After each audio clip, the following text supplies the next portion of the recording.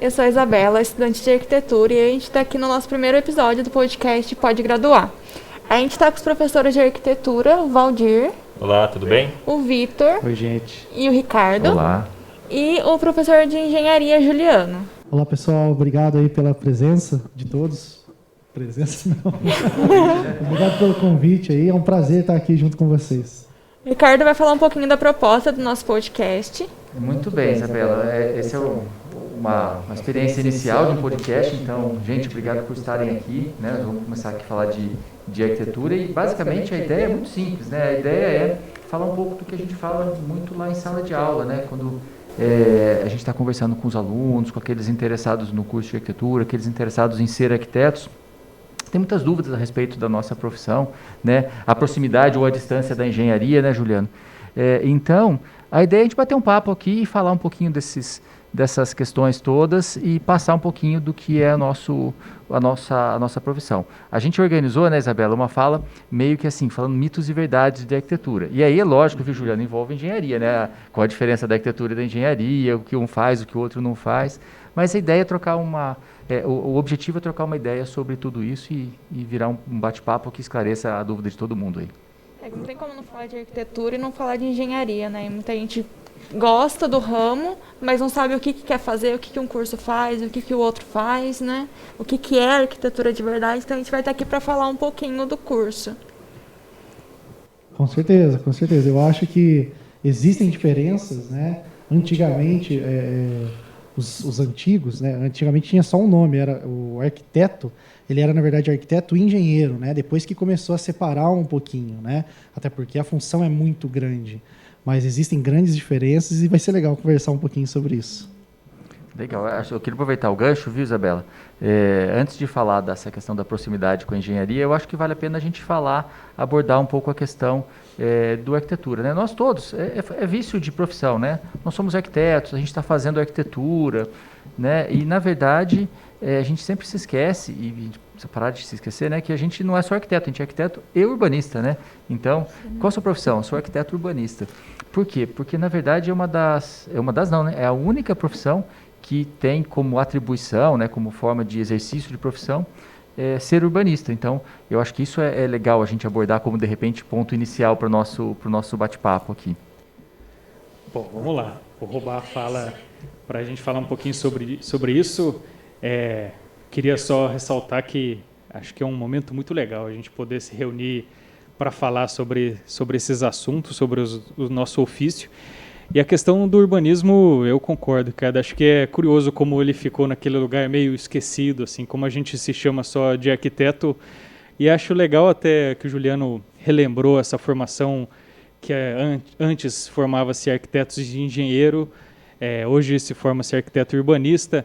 E eu acho que tem a ver muito com os mitos que a gente tem até pela nossa profissão, desse entendimento.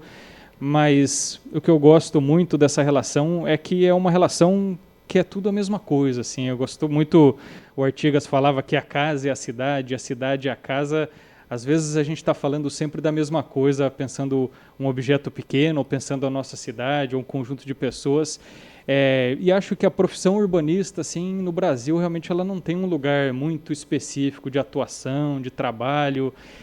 Geralmente fica muito vinculado com o poder público, né, o planejamento da cidade. A gente não tem o trabalho do desenho urbano, que acho que é dos pensamentos assim, de projeto de desenhar a cidade. Geralmente ela fica muito nos mapas, nos planejamentos, nas cores, nos gabaritos, em questões de estatísticas, e escapa um pouquinho do desenho. Mas acho legal até, Juliano, acho que você poder contribuir com esse assunto, como que é a engenharia até em relação ao projeto talvez de infraestrutura, como esse casamento, essa rixa que existe entre as nossas profissões, como que ela é também em relação ao desenho urbano, né? Não, com certeza. Na engenharia, basicamente, quando a gente fala dessa questão mais urbanista, né, quando a gente fala, se a gente pegar a definição de urbanista, a gente está falando mais da construção de cidades. Vocês podem corrigir aí se por acaso eu falar alguma besteira, né, em relação à arquitetura. Na engenharia, a gente fica preocupado como é que a gente vai fazer com que essa cidade funcione em termos de estrutura. Então, por exemplo, saneamento básico. Por onde que a gente vai levar o esgoto? O que a gente vai fazer com esse esgoto? As nossas instalações, né, as nossas redes elétricas. Né? Hoje em dia, Existem projetos para passar a fiação, né, por debaixo da terra. Né? Inclusive, tem cidades que estão desenvolvendo isso, estão fazendo essa tecnologia. Mas é um processo, né? Porque a gente vai passando pelas cidades e a maioria a gente vê aqueles fios passando ali, né? Tem toda a parte de instalação ainda que é visível. Então, eu acho que é uma revolução da engenharia. E isso não acontece só com a engenharia. Precisa fazer um estudo junto com a arquitetura, né? Para que a arquitetura possa, às vezes, remodelar a cidade, né? E dar uma nova cara, abrir novos espaços. Igual isso já foi feito, né? Em outras épocas, isso já foram feitas propostas onde revitalizou cidades, do aspecto arquitetônico. Então, eu acho que começa ali com o arquiteto fazendo um projeto para remodelar essas cidades, propondo soluções, e a engenharia ela entra ali dando suporte, né? E vai trabalhando em conjunto.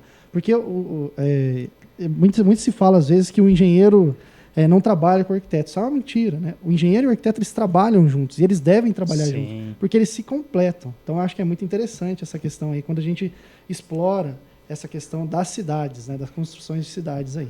Isso tem muito a ver justamente com o que você falou, né, que antigamente a gente está falando do século passado, existia uma profissão só, que é justamente de engenheiro e arquiteto. Com o surgimento da escola politécnica, aí começou a se separar, porém, ainda assim, são profissões que justamente por terem um nascimento igual, né, elas se afastaram um pouco, mas elas ainda assim se complementam e se permeiam em vários momentos, né, de forma que de forma bastante resumida, a engenharia viabiliza tecnicamente os projetos de arquitetura, em todas as escalas, desde a escala do projeto de arquitetura, que é uma coisa mais micro, até projetos urbanos, que a gente vai para a escala macro, que é o que você falou, a parte de saneamento, a parte de infraestrutura urbana, de água, esgoto, enfim, todas essas questões que realmente só o arquiteto sozinho também, dadas as complexidades de hoje em dia, a gente não consegue resolver tudo sozinho, justamente aí que entram vocês para viabilizar nossos projetos, né? E sabe o que contribui ainda mais para essa questão? Eu acho que a gente pensar para frente, né? A gente está pensando, falando que a nossa fala, falando do que aconteceu, falando do que a gente tem de situação hoje, né? Falando de urbanismo, mas o que vem por aí eu acho que é o grande desafio que eu acho que une as duas profissões, inclusive quando a gente começa a falar de cidades inteligentes, por exemplo, né? Que vai envolver infraestrutura absurda, né? Para que tudo seja como a gente imagina que vai ser. Mas independente desse assunto, a gente pode passar horas aqui falando sobre isso, né, sobre o futuro, né? Mas independente disso, eu queria aproveitar, eu acho que dá para a gente fazer um gancho, que eu acho que é um mito em relação à nossa profissão, tanto de engenheiro quanto de arquiteto urbanista, que é o seguinte: quando a gente, pelo menos quando eu me formei, como o Valdir falou, no século passado, né? Quando a gente fala século passado, parece que faz muito tempo, mas foi no finalzinho da década de 90, a gente tinha uma percepção de mercado que era assim: bom, para eu me dar bem na minha profissão, eu tenho que ir para São Paulo, tenho que ir para Campinas, eu tenho que, sei lá, alguma cidade grande, né? E quando a gente começa a olhar sobre essa ótica do urbanismo, que é uma ótica que como o Vitor falou, né, Vitor, que está começando a sair do limbo ali, está começando a ser mais reconhecida na nossa área, a gente começa a entender que onde mais se precisa de arquiteto, principalmente o arquiteto urbanista, é nas cidades pequenas, que tem pouca infraestrutura, que tem os departamentos públicos não estão preparados, as próprias construtoras, empreendedoras não estão preparados, estão se adaptando. Então, a gente começa a entender que cada vez mais, quanto mais longe dos grandes centros, melhor é para se trabalhar na nossa área, né? Então, é uma situação que teve uma inversão muito grande, né, nos últimos anos, principalmente do começo da década de 2000 para cá, 2010 para cá, mais especificamente falando, que muda significativamente a nossa maneira de atuar. Hoje, por exemplo, nós que moramos em São João da Boa Vista e região aqui, o Juliano de Poços, é muito mais interessante trabalhar numa cidade como as nossas, e talvez até em cidades mais próximas e menores e mais distantes, do que numa cidade grande, já mais saturada e tudo mais. Não sei se vocês concordam com isso. Um outro mito também de que o arquiteto, além dele ter que trabalhar na cidade grande, ele vai ter que fazer só casa para gente que tem dinheiro, né? Que o arquiteto não pode fazer casa pequena, que ele não vai trabalhar com gente que realmente precisa do trabalho do arquiteto. Tem esse outro mito aí. Nossa, esse mito é grande, né? Mas eu queria só complementar, acho que essa ideia do urbanismo é muito legal. Eu vou, acho que, tentar juntar e dar continuidade. Eu concordo muito com você.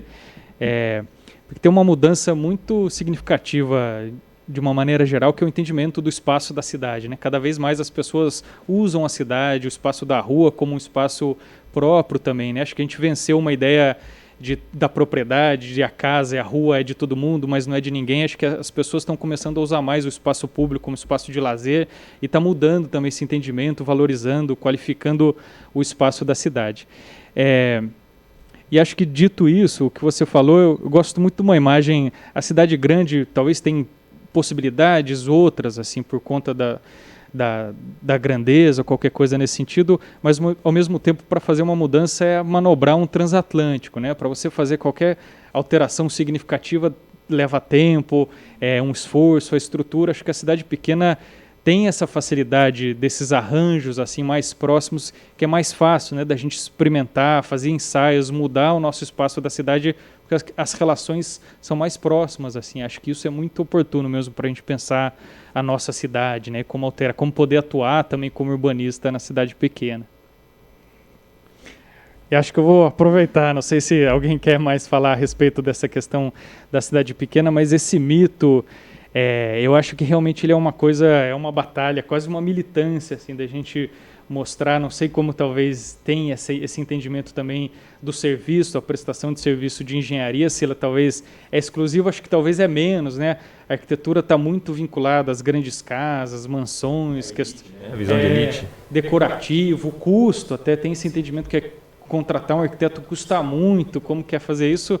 E eu acho que essa é uma questão também de uma das mudanças. Assim, o arquiteto acho que está se encontrando a possibilidade até de atuar com assessoria técnica, que é uma questão muito recente de prestar o serviço com um atendimento técnico, assim como tem a UBS, né, que presta um serviço de atendimento à saúde. Eu acho que o arquiteto está encontrando o lugar de ajudar, né, e mostrar que o serviço é necessário em qualquer escala ou qualquer... Na verdade, eu diria até mais, viu, Vitor, complementando o que você está falando. Eu acho que cada vez mais a gente entende que quanto menos disponibilidade financeira, vamos chamar assim, quem não tem grana, né? Quanto menos grana tem uma pessoa, uma família, mais ela precisa de um trabalho de um arquiteto. Porque, vamos combinar, né? Você resolver um problema que o custo ele é menos implicante, digamos assim, na solução, ou seja, você quer resolver uma situação de conforto numa residência que não tem limitações financeiras, é muito mais tranquilo.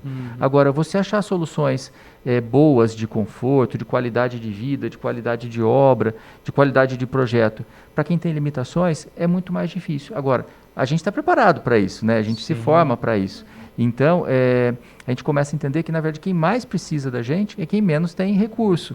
E quem menos tem recurso não sabe que a gente está aqui para isso, né? Então, mas isso está mudando também, né? Eu penso que de uns anos para cá isso mudou muito, esse estigma de eu sou o arquiteto popstar, né? Exato. Aquele cara que só faz casa em condomínio fechado, casa na praia, ou faz grandes obras, né?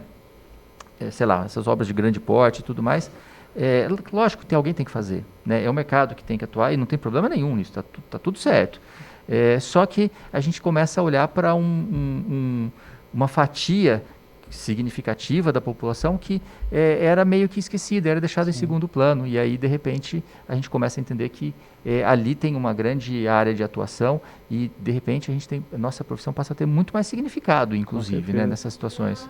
Vida daquelas famílias que a gente realmente vai fazer a diferença ali, de quem realmente precisa de um ambiente que funcione para determinada família, né? É isso mesmo.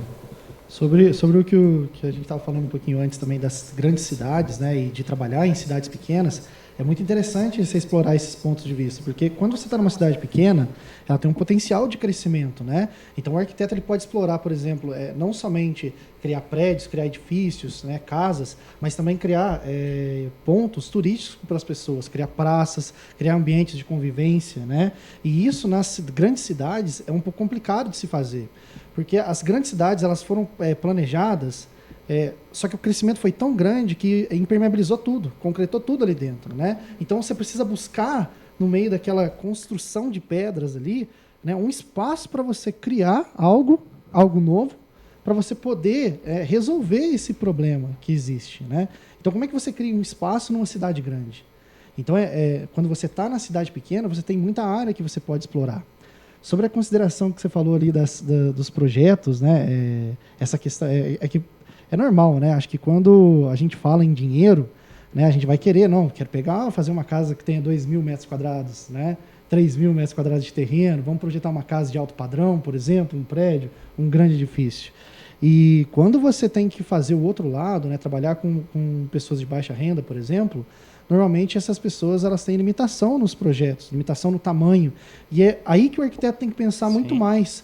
Como que você faz para dar qualidade num projeto, né, que não tem espaço? Porque quando você tem espaço, é muito bom de você trabalhar. Quando a pessoa tem dinheiro, né, tudo se resolve. Tem solução para tudo. E quando não tem? Então, eu acho que é muito interessante o jeito que o arquiteto ele busca solucionar essas questões aí, né, para ajudar as pessoas, né, a poder alcançar aquele sonho que elas estão buscando ali. Exatamente. Eu acho aí, até vale a pena a gente entrar no outro assunto, que é uma pesquisa, não é uma pesquisa recente do CAL, uma pesquisa que ela aconteceu lá em 2010, quando o CAL foi... CAL é o Conselho de Arquitetura e Urbanismo, né? Quando a gente separou a profissão, o arquiteto urbanista saiu do CREA, que era vinculado aos engenheiros, e começou a ter um conselho próprio. Quando isso aconteceu, foi instituído o CAL, ele fez uma pesquisa, né? O conselho fez uma pesquisa e identificou naquele momento que 93% das construções no país inteiro eram consideradas autoconstruções, ou seja, são aquelas construções que são feitas pelas pessoas sem nenhum envolvimento com nenhum profissional, nem mesmo engenheiro, nem mesmo arquiteto. Né, isso já mudou, né, em 10 anos praticamente, já mudou. Já caiu para perto de 85%. Não sei como está hoje. Se não me engano, a última medição, a última pesquisa foi lá em 2017, 2018, se não me falha a memória. Mas a gente começa a entender também que é exatamente esse público que não tinha acesso a esse tipo de serviço que começa a ter. Né? E aí a gente começa a entender que efetivamente a gente tem muita gente para atender, né? Muita gente.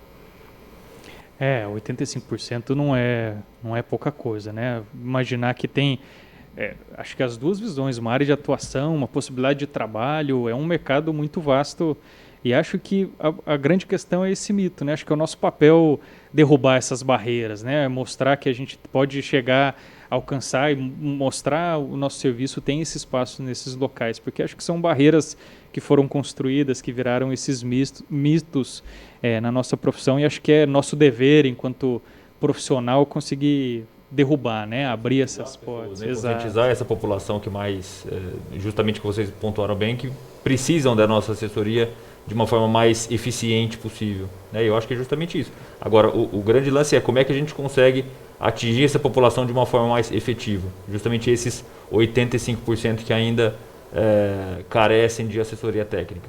Também não é uma coisa tão fácil a curto prazo, né? É um degrauzinho que a gente tem que ir vencendo à medida que o tempo vai se desenvolvendo. E você sabe, viu, Valdir, que a gente tem hoje no país, se não me engano, em torno de 250, 260 cursos de arquitetura. Né? E nas discussões ali de conselhos e tudo mais, se discute, poxa, é muita escola de arquitetura. Né? Cresceu, assim, absurdamente nos últimos 10 anos.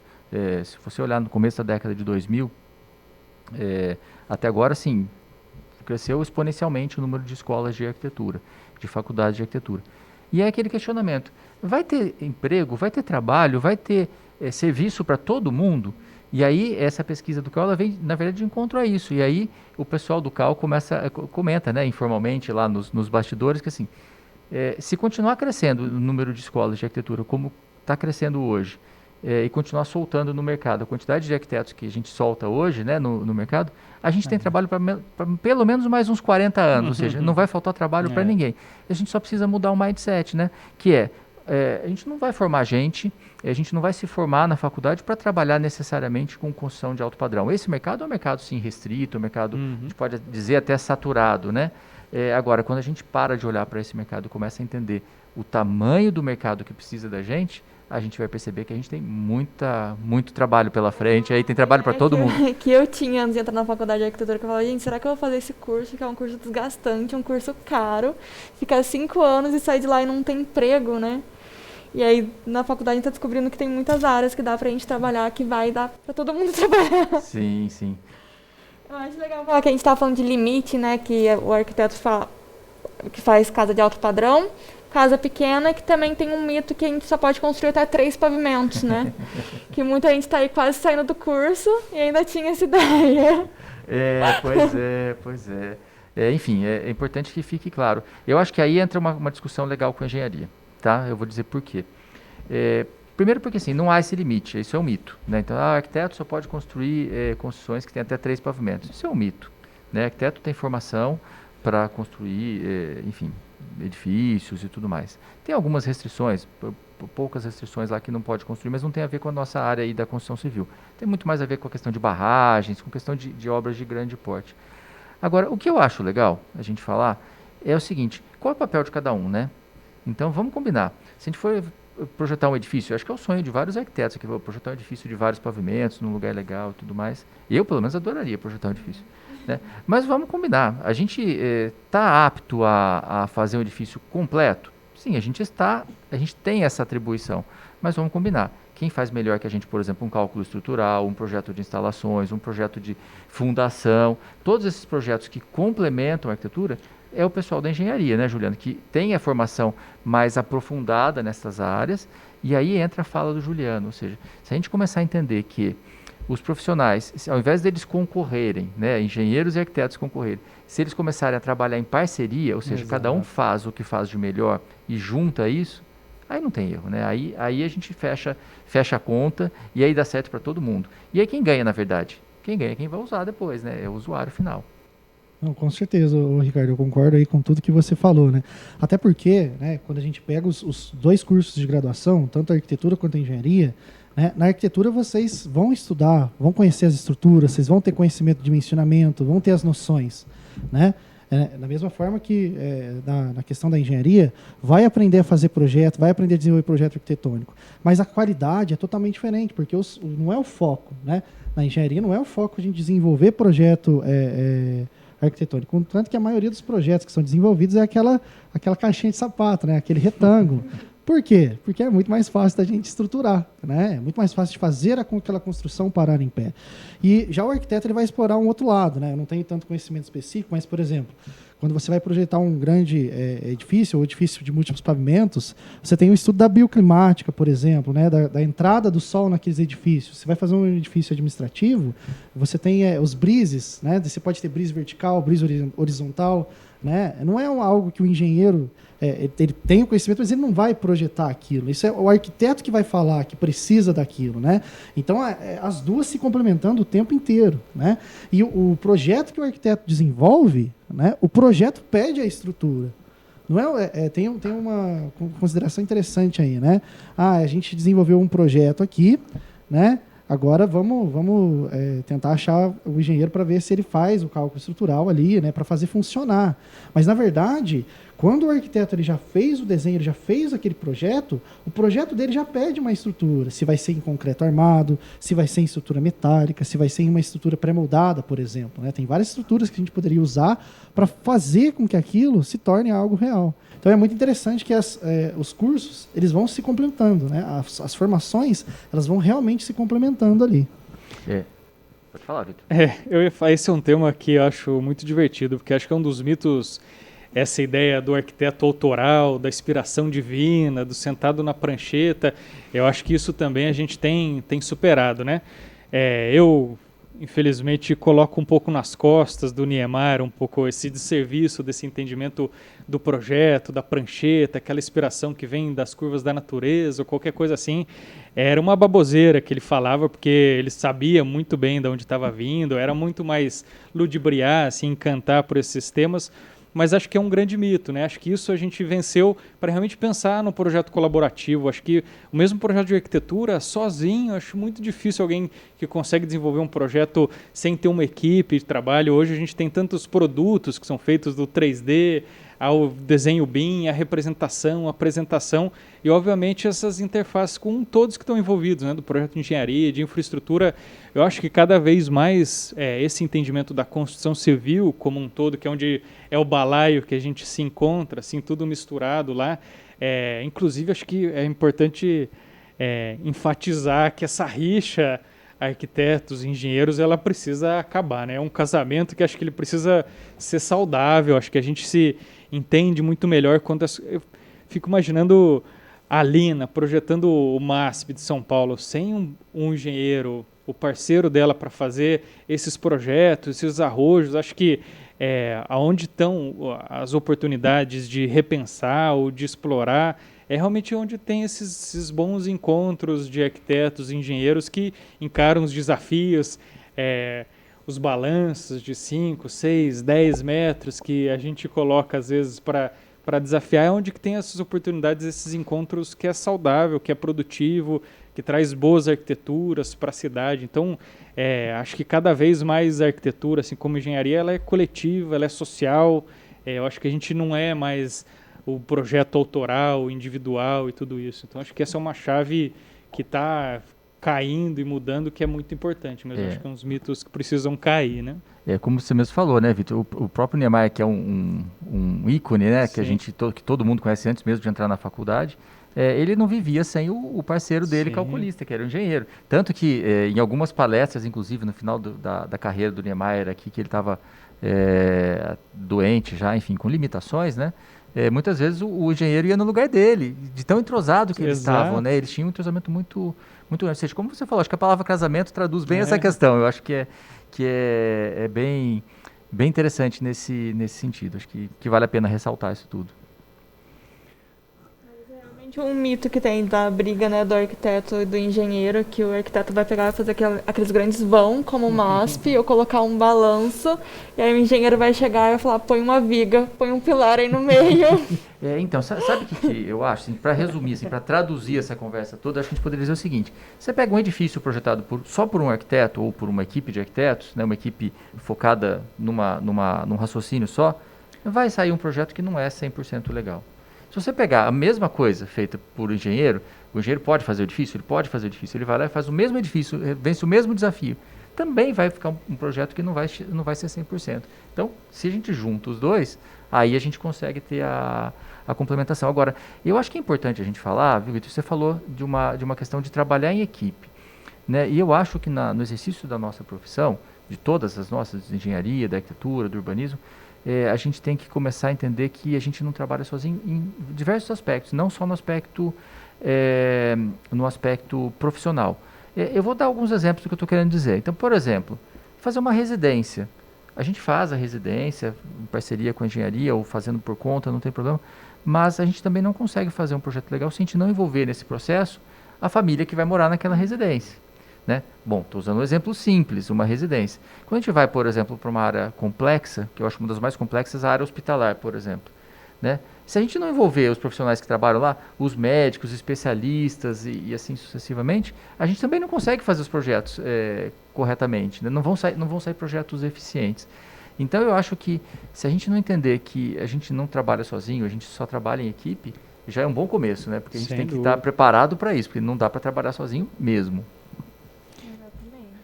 E é uma necessidade, né? Saber conversar, saber aceitar, saber trocar ideias, né? Acho que essa precisa ser uma via de mão dupla, né? A gente não impor algumas coisas. Eu tenho certeza que esses vãos e essa brincadeira que a gente tem, quando chega esse projeto para os engenheiros, é um desafio que acho que interessa, né? Não interessa fazer uma casa que sabe os vãos, que aquilo que já tudo fez, senão a gente caminha num lugar já conhecido. Acho que esses desafios, essas provocações são necessárias também, são muito bem-vindas em todos os sentidos, né? Eu acho que assim como é prazeroso para a gente, enquanto arquiteto, fazer esse projeto, eu vou chamar de diferente, né? Onde a gente conseguiria trabalhar com vãos bastante grandes, também é um desafio para o engenheiro e um prazer, uma satisfação para ele, quando ele consegue viabilizar isso tecnicamente, né? Fala, nossa, o arquiteto me deu um desafio de fazer um vão de 20 metros, com uma estrutura o mais esbelta possível. E quando vocês entram e em conjunto com o arquiteto tentam viabilizar isso e conseguem, eu tenho certeza que é um desejo, uma satisfação para vocês conseguir esse objetivo em conjunto. De forma que vocês conseguem respeitar o desejo do arquiteto, o desejo muitas vezes também do cliente, fazendo uma coisa que obviamente não é uma coisa tão simples, né? Que o mais simples seria colocar uma série de pilares, diminuindo vãos, ficando uma edificação padrão, um paliteiro que a gente chama na arquitetura. Porém, quando vocês conseguem atingir esse objetivo, tenho certeza que para vocês também é muito bom. Né? Não, com certeza. É muito satisfatório quando você pega um projeto, nossa, preciso de um balanço grande, qual que vai ser a solução que eu vou dar, né? E o arquiteto, eu acho que o legal é porque o arquiteto ele desenvolve muitos projetos que usa muito a criatividade, né? Os arquitetos são muito criativos na hora que eles vão projetar as construções. né? A gente está falando aí de balanço, a gente está falando de grandes vãos, a gente está falando às vezes de utilizar um outro tipo de estrutura para poder fazer com que aquele projeto saia do papel, né? E realmente se concretize. Então acho que isso é muito legal e satisfação é total. E vocês sabem que aí acho que entra um outro mito da nossa profissão que fala assim, arquiteto odeia viga, odeia pilar, né? Então eu acho que muito vem dessa relação. Quando o arquiteto concebe sem pensar na estrutura, por mais que ele não vá efetivamente calcular, mas ele concebe sem pensar na estrutura, o pilar, a viga, que o engenheiro foi lá e teve que enfiar meio que a força, começa a incomodar. Ou seja, se o arquiteto não pensa um pouquinho como o engenheiro vai trabalhar, se o engenheiro não pensa como o arquiteto trabalha, aí vira uma briga. Sim. E aí não dá certo o casamento, aí dá separação, tá? Já começa errado, né? Que já começa errado, exatamente. Então, aí a gente derruba um mito que é um mito bem comumzinho do pessoal achar, né? Poxa, o arquiteto não gosta de estrutura. Não, se ele pensar corretamente, a estrutura vai casar corretamente com o projeto e aí dá tudo certo, né? Justamente trabalhar em conjunto e pensar que aquilo tem que parar em pé, né? De uma forma ou de outra. Sem perder a parte estética, sem perder a qualidade encaixar. Visual, a criatividade, isso aí é muito legal, né?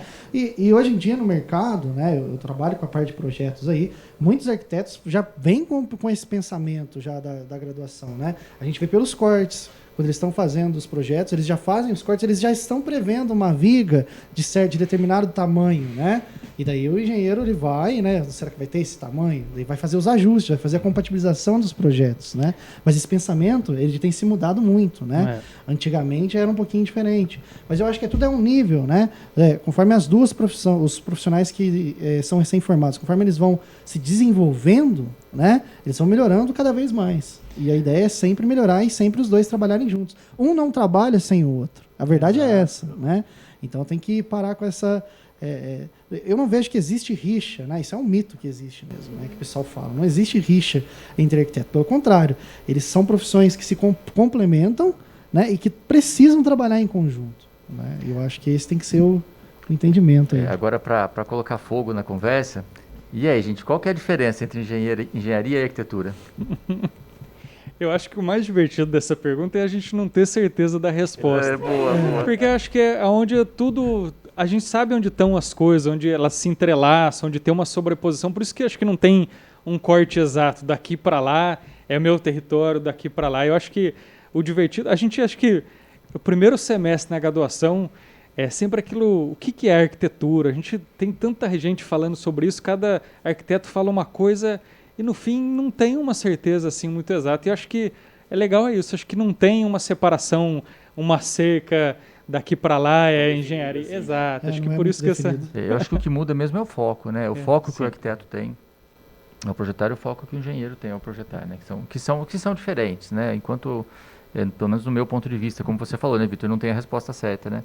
Mas penso eu que de repente enquanto a gente está lá preocupado com o usuário, né? Então, no caso de uma casa, da família que vai usar, no caso de um bairro, a sociedade que convive ali e assim por diante, a engenharia já está preocupada com outras questões que complementam tudo isso, né? Eu acho que o que separa é até isso. Eu acho que você falou essa visão.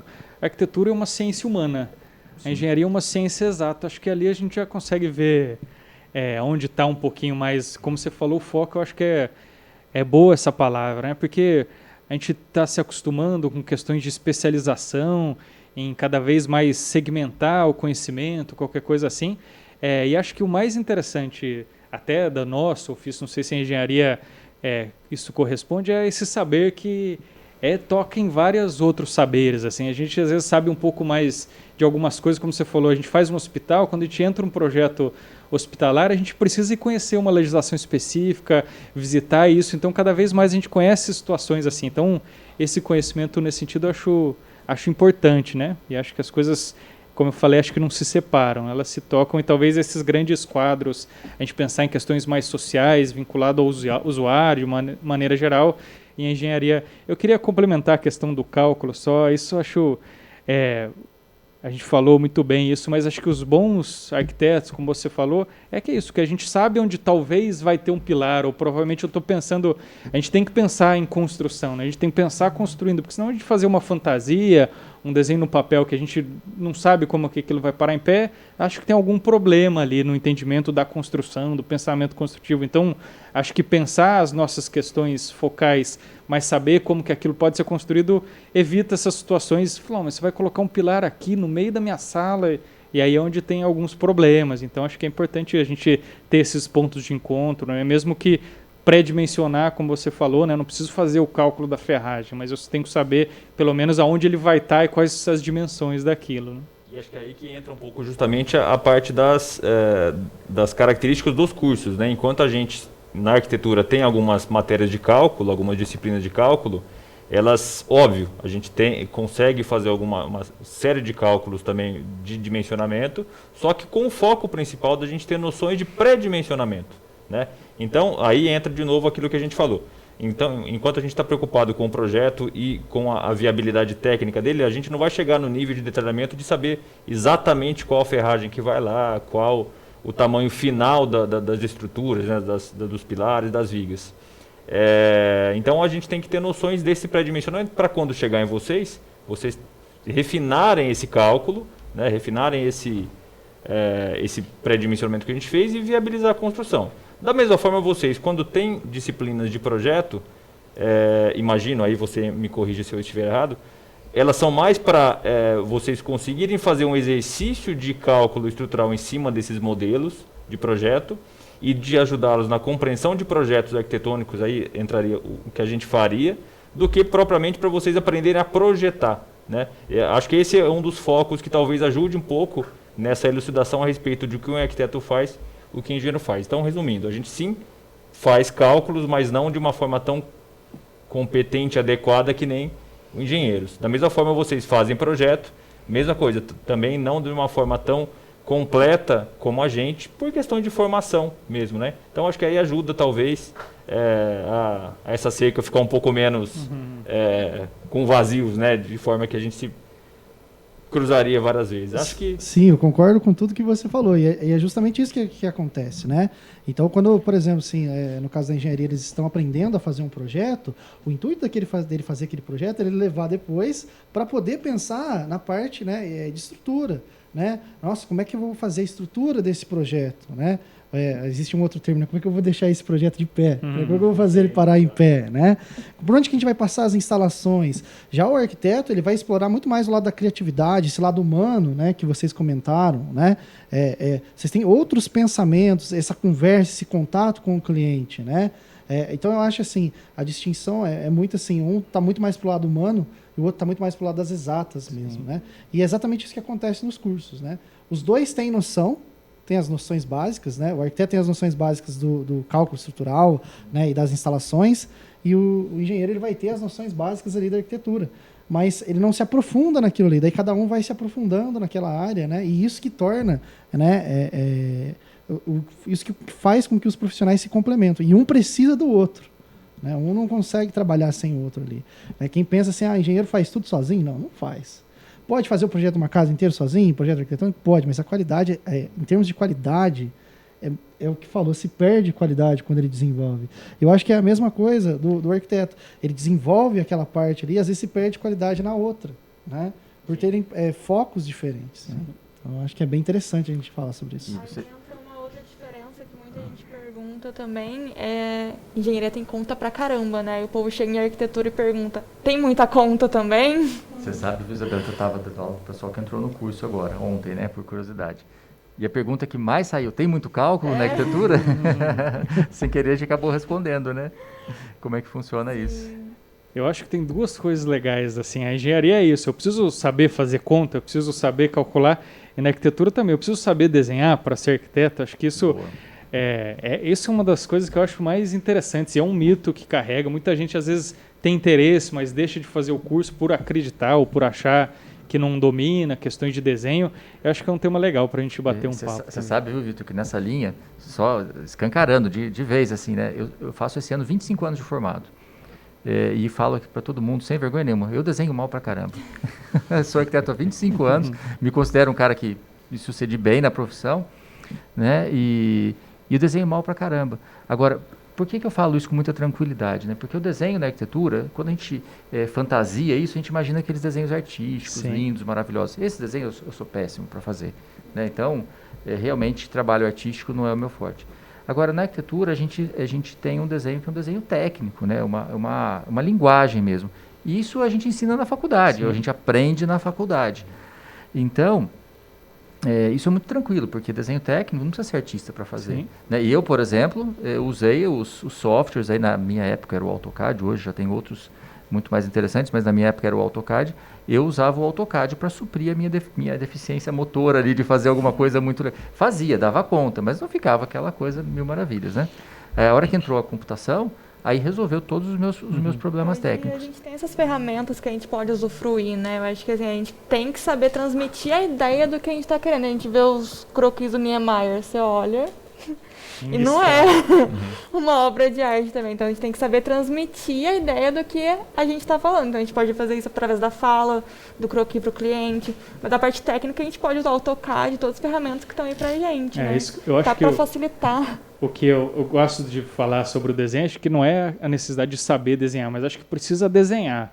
Independente do... Como forma de expressão e raciocínio, né? Por isso, acho muito que é mais importante do que o Ricardo falou, de ter simplesmente um desenho bonito, não é o objetivo. Exatamente. Eu acho que a ideia é realmente a comunicação. Acho que a nossa linguagem, na nossa profissão, é se comunicar pelo croquis, né? Um rabisco, às vezes, que pode ser aquela brincadeira do desenho no guardanapo, porque às vezes a inspiração divina, de vez em quando, ela bate com algumas situações, apesar de raras. Mas eu acho que esse desenho que ele não tem uma qualidade técnica, qualidade artística, ele tem um significado de um pensamento, de projeto ali. Então acho que não precisa saber desenhar, mas acho que precisa se arriscar no desenho, assim, de tentar se expressar através do desenho. Sabe o que eu costumo dizer, Vitor? É o seguinte, né? É que nem a pessoa quer fazer medicina, mas não pode ver sangue, né? Quem quer fazer arquitetura não pode ver desenho, também não vai dar certo. Precisa pelo menos gostar, né? No ser um artista, eu acho que não é o caso, mas precisa pelo menos gostar de desenho, né? Eu tinha um colega que falava isso, eu não sei se é verdade, mas é curioso, pelo menos pensar. Arquitetos que sabem desenhar muito bem, geralmente projetam muito mal. Porque acho que o desenho ele toma uma frente ali de pensamento que o projeto, acho que ele é muito mais instintivo, né? Ele tem outra característica. Eu espero que ele esteja certo. Já assumi que eu desenho mal, então. Agora, Isabela, você falou uma frase que eu acho que vale a pena puxar, que eu acho que é bem legal. Você falou, a gente precisa se comunicar por meio do desenho. E, na verdade, é isso, né? O desenho, o projeto, quer seja ele técnico ou não, é, na verdade, uma grande ferramenta de comunicação. Né? A gente não consegue explicar como é que a gente vai construir uma residência ou uma simples cadeira, a gente estava discutindo da cadeira aqui antes, informalmente, falando, eu quero uma cadeira assim, quero uma cadeira assada. A gente precisa desenhar isso. Sim. É o famoso, entender o que é que eu desenho. Né? A gente tem que desenhar. Mas é isso, Juliano. Me fala como que é o seu lado em relação ao cálculo, que afugenta muita gente. Eu acho assim, né? A gente falou ali tanto o arquiteto ali vem com esse pré-requisito do desenho ou da engenharia, os estudantes vêm com um pré-requisito de cálculo, né? Eu considero isso um mito, né? Ajuda muito se souber cálculo, se tiver uma afinidade para isso, não vou mentir, né? O curso de engenharia tem cálculo?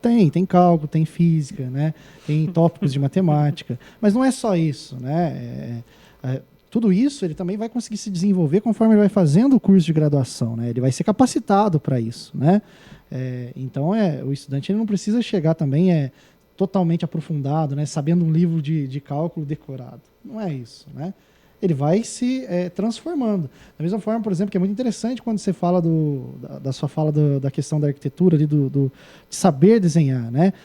Quando o arquiteto ele precisa rascunhar, né? Vocês falaram croquis, aí acho que é uma palavra melhor de se usar, fazer um croquis, para você explorar o lado da sua criatividade, né? Então, eu acho que isso é muito interessante, é uma forma de expressão, né? É uma linguagem de expressão. Então, o arquiteto ele tem que usar muito isso, né? Da mesma forma que lá na engenharia, conforme vai passando-se, né, os módulos, o estudante ele vai começar a adquirir aquele conhecimento de cálculo. Ele vai usar isso todo momento? Não. Né? Ele vai usar isso quando necessário.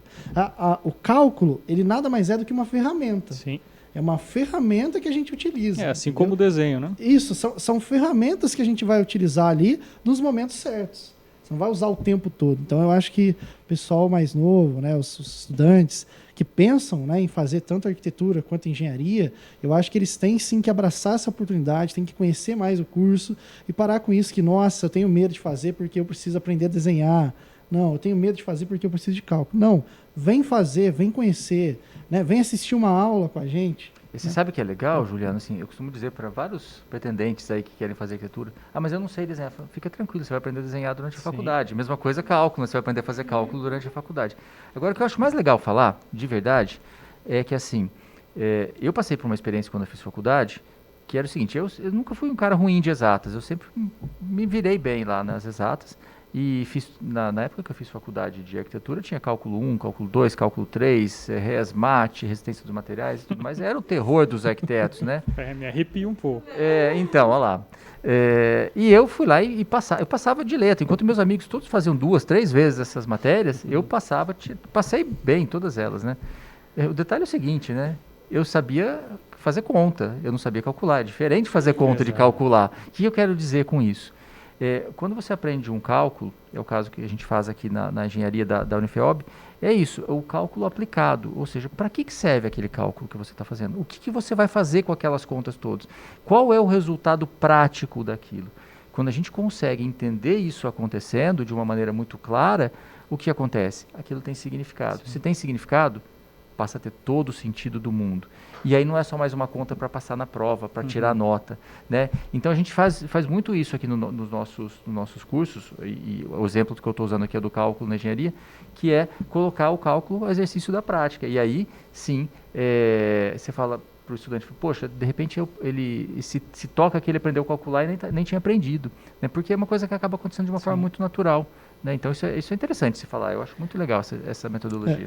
E essa é até uma proposta, esse é um diferencial da Unifeob, né? Porque a Unifeob ela faz isso, não só nos cursos de engenharia, nos cursos de arquitetura, mas em todos os cursos de uma maneira geral, né?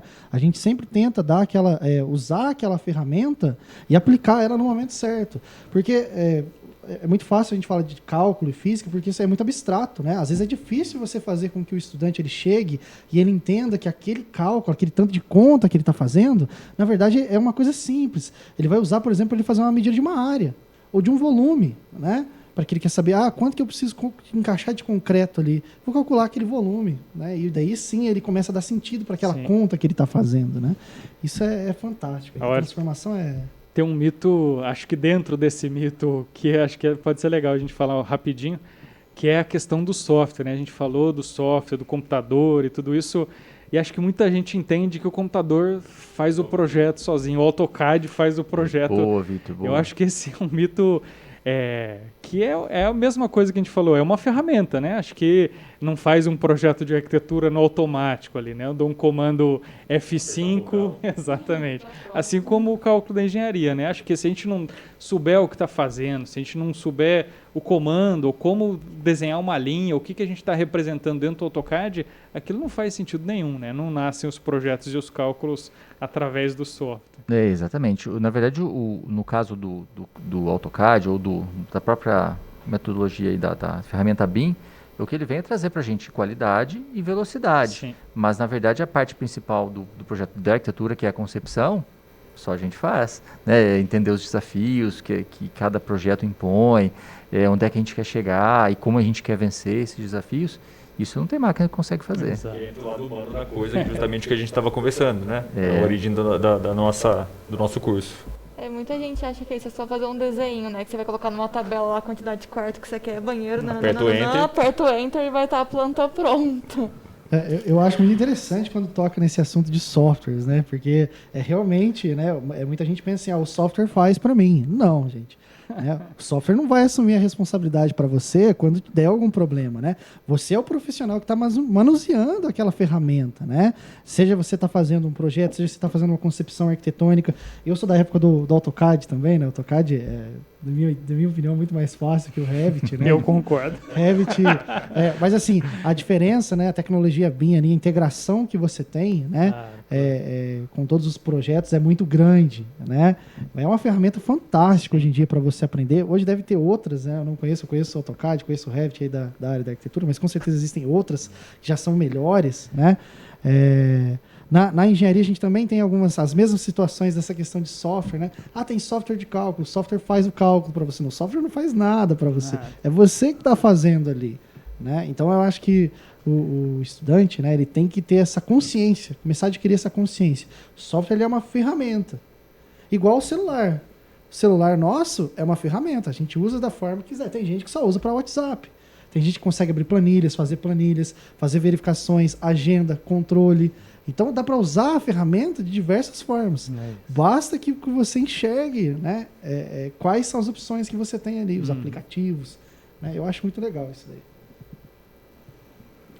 Indo para um papo mais informal, não sei se isso tem na engenharia, né? Mas tem que o arquiteto, todo lugar que ele entra, ele já julga todo o ambiente, como foi projetado.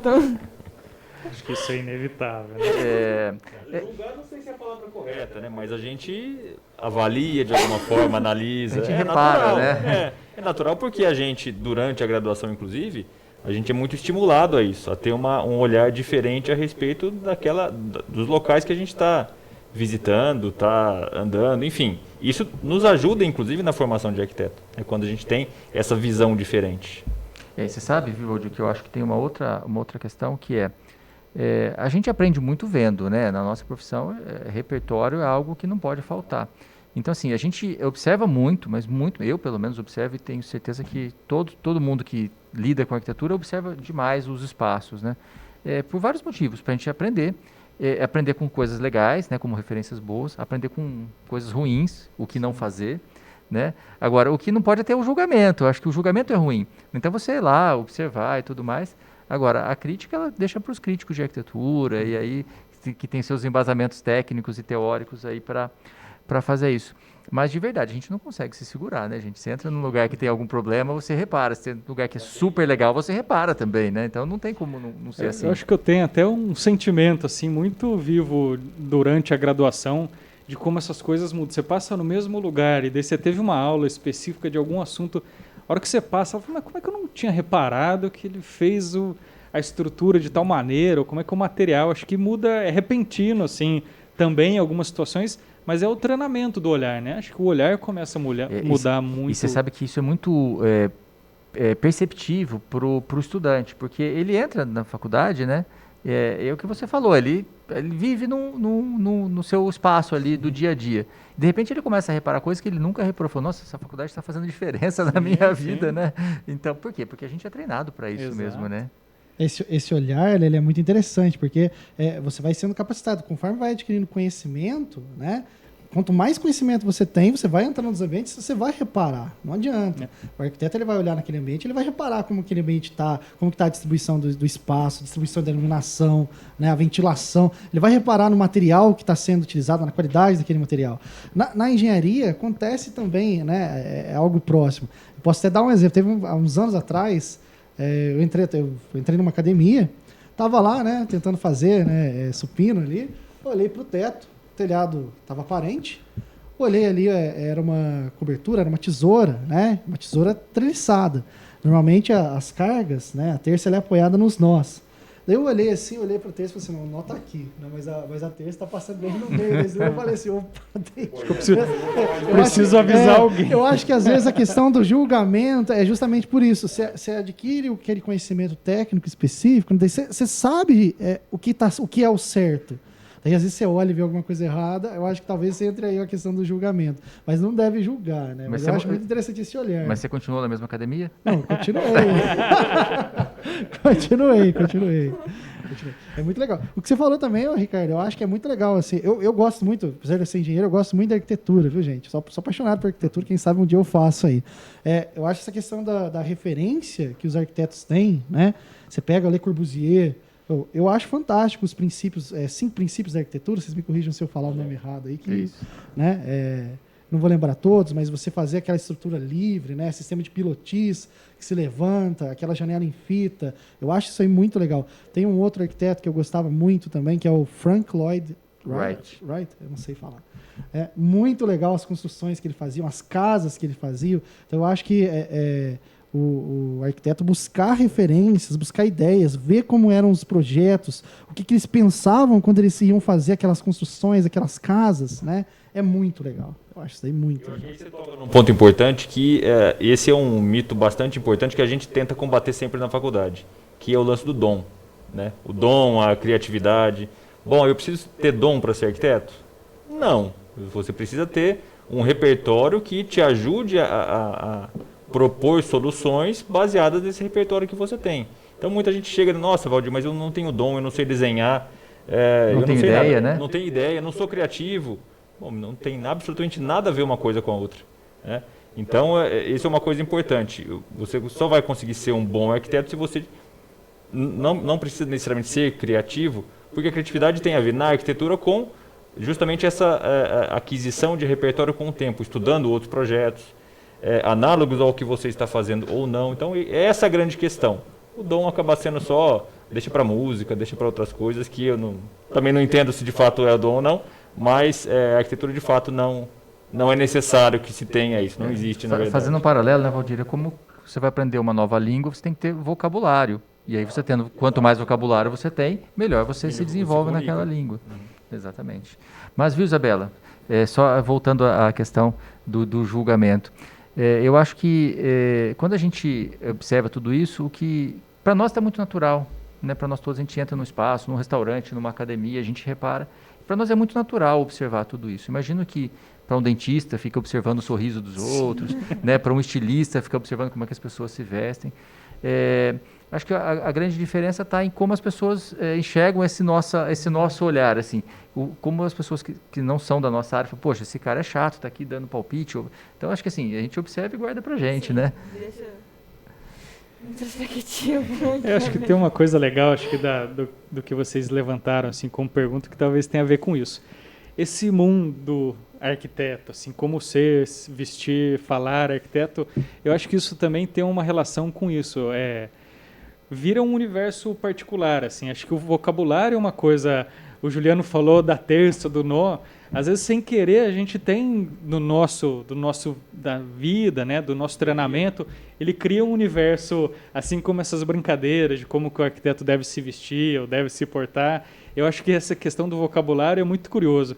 Na graduação foi isso. Eu morava com meu irmão, na época, na República, chegava, falava alguma coisa aplatibando. Eu lembro muito quando eu falava alguma coisa aplatibando. É ótimo. E ele não entendeu nada, obviamente, porque é uma coisa muito específica da nossa área. E a gente começa a criar essa ideia do vocabulário. Quando você vê gente com a mesma formação, desse mesmo universo conversando, é uma conversa que escapam essas coisas. Exato, que é muito curioso. Do vocabulário, da roupa preta, do jeito de vestir, que fazem essa brincadeira. Não sei se você sabe disso, que o arquiteto só usa roupa preta e tem essa figura mítica, assim, do arquiteto. Entra na faculdade, 60% do guarda-roupa tem que ser preto.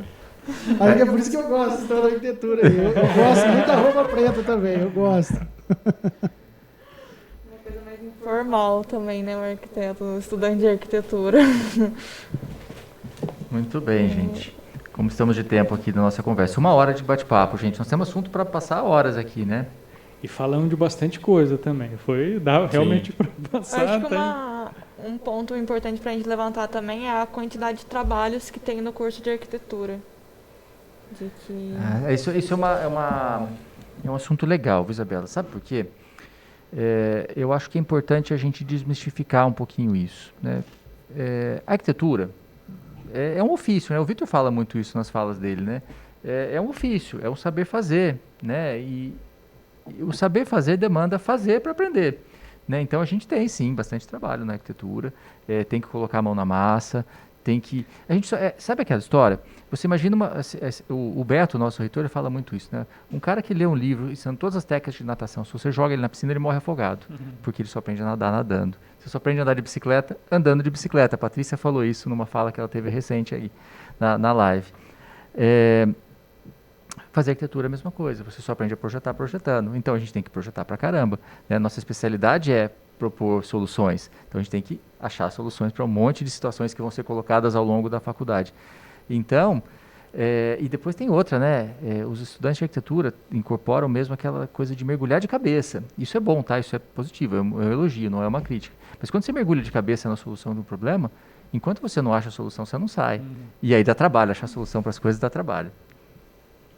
Eu acho que eu gosto muito disso que você falou, Ricardo. Acho que a nossa atividade tem essa questão de pensar fazendo e fazer pensando. Assim, tem uma coisa simultânea da prática mesmo. Acho que o que tem nesse mito é porque talvez são as maquetes, são os desenhos, né? Produz muito, assim, né? Não é uma questão... Eu acredito que o direito talvez não produz, mas a quantidade de coisas que tem para ler, eu acho que em questão de trabalho, assim, de formação, é mesmo que o nosso exercício realmente esse saber que é acumulativo, né? Se a gente fizer o mesmo projeto, 1 ano de formado, 10 anos de formado, 30 anos de formado, a gente faz projetos completamente diferentes, porque a gente vai acumulando questões e tem uma situação de ensaio e erro, assim. A gente acaba ensaiando muitas questões, até essa ideia do repertório, acho que tem um mito aí também da questão da criatividade, né? De sempre realmente encontrar a roda. A gente tem que fazer um projeto inédito. E acho que do meu ponto de vista, da forma de projetar que eu acho mais bonita, é a gente encontrar uma solução que a gente gosta muito, que a gente sabe que deu certo e ver onde que a gente coloca onde a gente adapta aquilo ao nosso favor, a família que a gente está projetando, a gente ajusta questões e a gente vai acumulando isso. Então, enfim, eu acho que essa ideia de fazer, acho que é difícil negar que dá trabalho. Acho que talvez vocês que estão passando vocês estão no meio da turbulência, ele é exaustivo, talvez, nesse sentido, realmente, porque tem muito trabalho braçal, assim. Mas eu acho que não é nada... Acho que um ponto é que, tipo assim, tem muito trabalho, sim, mas é uma coisa que todo estudante, não só o de arquitetura, mas tem que ser organizado, com prazo, com tudo. Fazer uma organização, que aí você leva tudo, não pode deixar acumular nada, isso em nenhuma matéria, né? Porque senão você não vai dormir mesmo em qualquer curso. É exatamente isso. Aí entra que a gente fala das competências, né? Que a gente tenta aplicar, né? Que a gente desenvolve com os nossos estudantes, que é a competência, para verificar se ele consegue ter organização e planejamento, né? Na arquitetura, com certeza, tem muitos trabalhos, mas é aquela questão, precisa projetar. É uma necessidade do arquiteto, né? Como é que o arquiteto ele vai passar 5 anos, por exemplo, sem tentar projetar? Então, você tem que projetar, cara. Você tem que sentar. Né? Não só, eu falo projeto de uma maneira geral, né? Fazendo os desenhos, fazendo os croquis, né? Vocês devem ter outros termos técnicos que eu não sei aqui falar. As maquetes.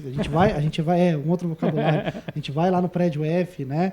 A gente, inclusive, tá, pessoal? Quem quiser vir conhecer aqui o Prédio F, conhecer os laboratórios de arquitetura, né? Eu acho que vai ser muito bem recepcionados ali. Vocês poderem visualizar aquelas maquetes, aquele desenvolvimento, aquelas maquetes você só consegue fazer se tiver organização, né? Não tem como. E tem um detalhe, né? O que a gente faz na faculdade, ela é um exercício do que a gente vai fazer na vida depois da faculdade. Só que de uma forma um pouquinho mais intensa. Então, esses trabalhos eles tendem a aumentar de uma maneira significativa depois que a gente sai da faculdade. E é isso que o Juliano falou. O que vocês estão fazendo ali? Vocês estão experimentando, estão se organizando, se planejando, fazendo os seus trabalhos e tudo mais. Por quê? Porque quando sair da faculdade, isso vai continuar acontecendo e se não for de uma maneira organizada, se não for de uma maneira planejada, você não vai sobreviver. Então, dá certo. No final da faculdade sai todo mundo dando tudo, com tudo dando certo. Porque você tem prazo para entregar, né? Quando os arquitetos se formarem, né, forem pegar os primeiros projetos, você vai combinar um prazo para entregar para o cliente, né? Você não pode virar para o cliente e falar assim, olha, não consegui te entregar nesse prazo aqui por conta de algum outro problema, né? Não tem mais professor, né? Aí acabou o professor. Não tem mais professor. Daí ele vai realmente começar a se desenvolver cada vez mais, até ele... E o cachorro comeu minha tarefa também não funciona. Essa ideia, né? Uma coisa que, na quantidade de trabalho também, que muita gente acha que para fazer arquitetura você tem que só fazer arquitetura, né? Você não pode ter um trabalho fora que não vai dar tempo de fazer as coisas. Sabe o que eu acho? Dá. Se você for uma pessoa organizada, uma pessoa que planeja suas atividades, sim, a gente tem N exemplos de pessoas que trabalham, fazem faculdade, excelentes estudantes, excelentes profissionais depois de formados. Então, assim, isso é um mito. Né? Agora, o que eu acho que acontece, que traz uma confusão nessa situação é aquilo que eu falei. A gente começa a se envolver de uma maneira tão grande com as tarefas do dia a dia, com os desafios, com as soluções, principalmente, que a gente mergulha de cabeça, né, quando a gente está fazendo um curso de arquitetura. A gente passou por isso, vocês estão passando por isso agora. E quando você começa a se envolver de uma maneira muito muito intensa com aquilo tudo, o que fica em segundo plano passa a não ter muito sentido. Aí você começa a achar que atrapalha, né? Então eu acho que é meio psicológico a coisa assim. Poxa, o meu trabalho está me atrapalhando. Por quê? Porque você quer estar fazendo o seu trabalho, você quer se envolver cada vez mais, e aí, poxa, eu tenho que parar porque eu tenho que ir para o trabalho, né? Então eu acho que aí acontece uma coisa que de uma forma natural também acontece com a grande maioria dos alunos de arquitetura. Eles começam a se envolver com trabalhos na área. E aí, quando eles começam a se envolver com estágios na área, até empregos mesmo, de repente parece que não está trabalhando, e de repente o trabalho parou de atrapalhar e passou a ajudar, né? Então, eu acho que é uma questão meio que de enxergar a situação de uma forma diferente. E acho que tem muito isso, achei curioso isso que você levantou, acho que o nosso trabalho, o processo criativo, ele ocupa o tempo da mente, assim. É muito engraçado como a gente para de trabalhar, mas aquilo fica ainda ocupando o nosso tempo. Talvez eu acho que tem muito nesse sentido, né? Ele ocupa, a gente precisa do ócio criativo, assim, aquela coisa precisa amadurecer a nossa cabeça, e acho que talvez é onde tem que arquiteto nunca acordou com uma solução de projeto, né? Muito bem. No tempo nós já estouramos, então aí eu acho que valeu a pena, né, gente, esse bate-papo muita aqui. coisa. Muito bom. Derrubamos alguns mitos aí. Esclarecemos algumas outras dúvidas, acho que foi Temos que interessante. combinar a etapa 2 agora. Exato. Temos que marcar a Assunto segunda, não falta. Hoje o assunto foi mitos e verdades, mas ixi, dá pra gente combinar alguns assuntos aqui que vão dar outros podcasts aí que vão longe. Isso. Isabela, obrigado, viu, por ter conduzido a nosso bate-papo aqui. Espero ser chamada pelos próximos também. Isso aí, ó. Valdir, obrigado. também, Vitor, obrigado. Juliano, obrigado. Agradeço o convite, não presença, né? Eu comecei aquela presença, né? Perdão. Agradeço aí, gente, pelo convite aí. É uma honra aí poder estar fazendo parte desse grupo aqui. Obrigado mesmo. Muito legal o bate-papo aí com vocês. Valeu, gente. Valeu, Obrigado, gente. foi Até ótimo. mais.